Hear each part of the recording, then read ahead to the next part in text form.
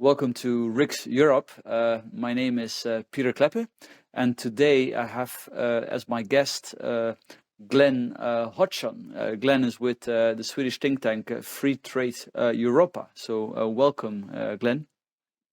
Peter, it's a pleasure to be on the program. Thanks for having me. Glen, next week on Monday, if I'm not mistaken, there's a big annual event happening in Sweden, Swedish Politics Week in Almedalen, if I pronounce that accurately. And as I understand it, it's a great thing. It's bringing together all the political parties, everybody in Swedish politics on some nice islands with parties and sauna, right?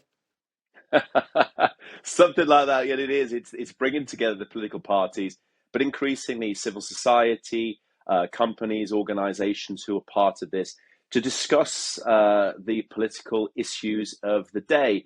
Each of the political parties takes a specific day to put forward their manifesto ideas and thoughts, but at the same time, really sort of engaging. There's thousands almost, it seems like, of events, workshops, stage performances of discussing all the topics that are relevant and active in the Swedish sphere today. And as you say, it's getting together on the island of Gotland in Visby, and the whole town, a beautiful Hanseatic town, which is taken over for the whole week by politicians and everyone decamping from Stockholm and the rest of Sweden to swell the coffers of the restaurants, bars, and also the accommodation hotels there.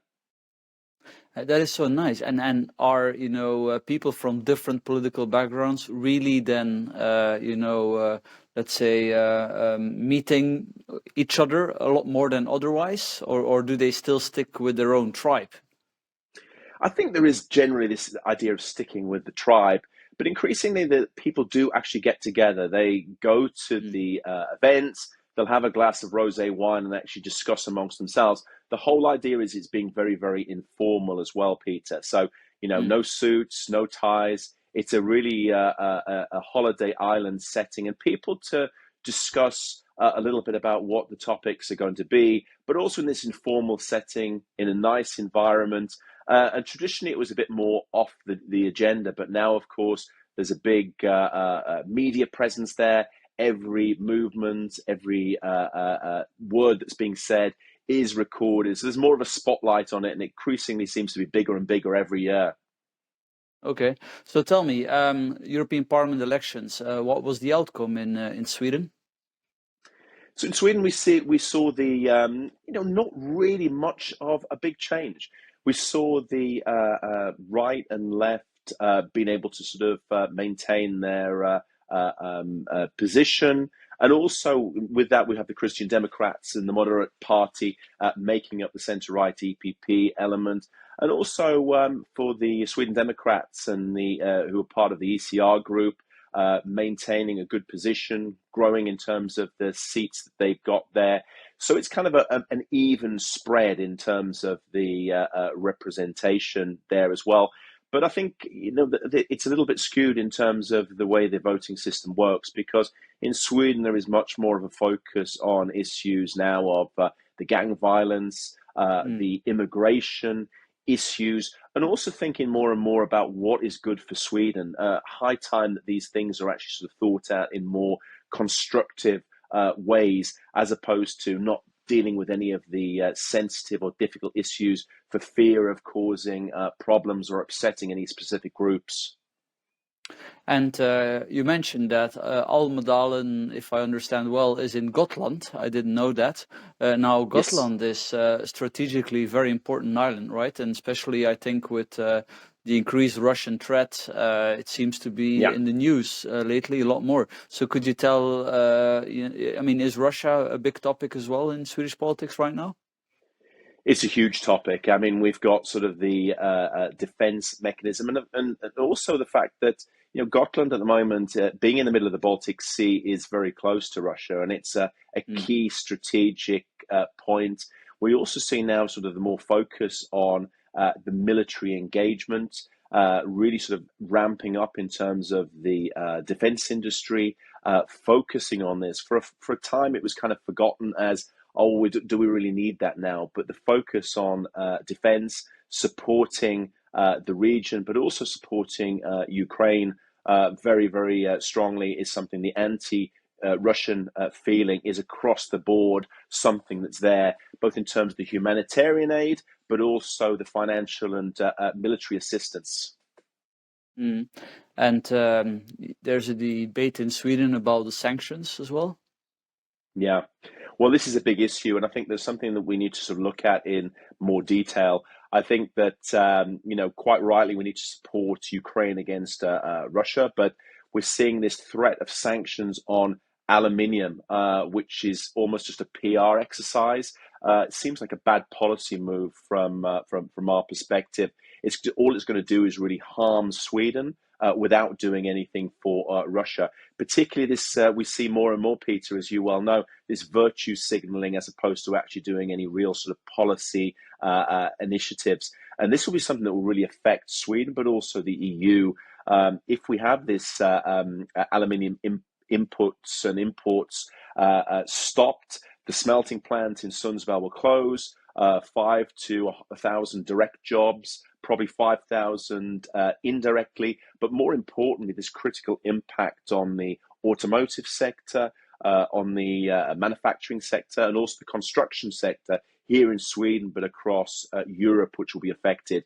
And the thing is, there will be no alternative. They will be able to go to sort of China, which is, between a rock and a hard place, to say the least. So basically, we need to think more from a Swedish perspective about what's good for Sweden and what can help in terms of looking at sanctions just to be seen as a window dressing and a nice PR exercise.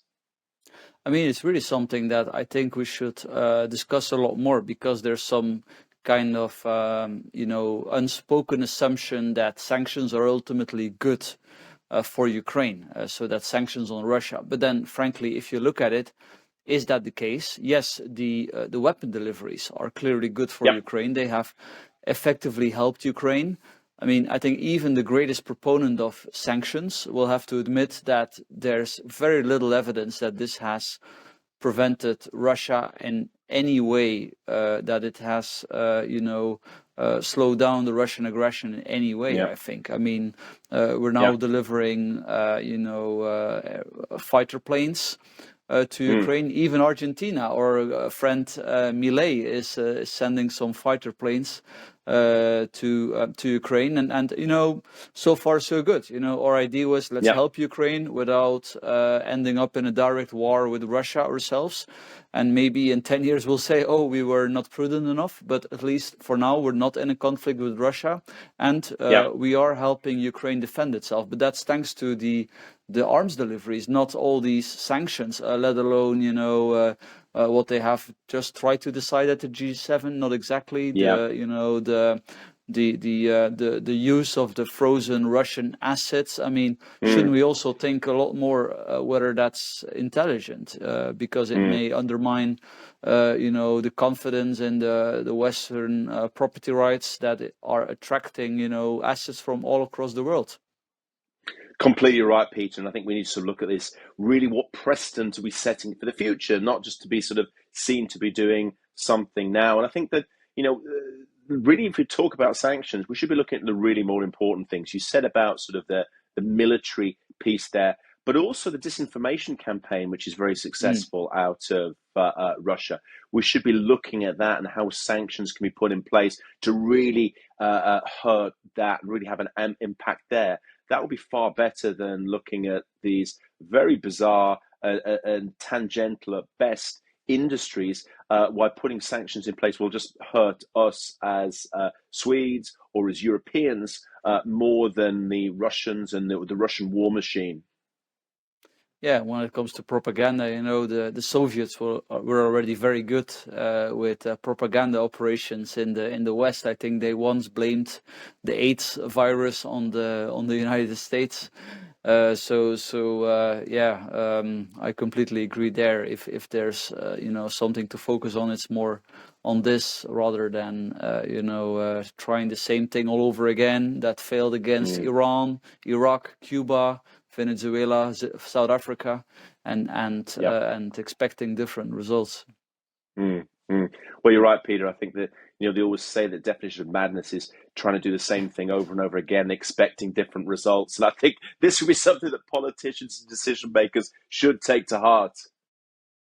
Absolutely. Well, thank you very much, Glen Hodgson.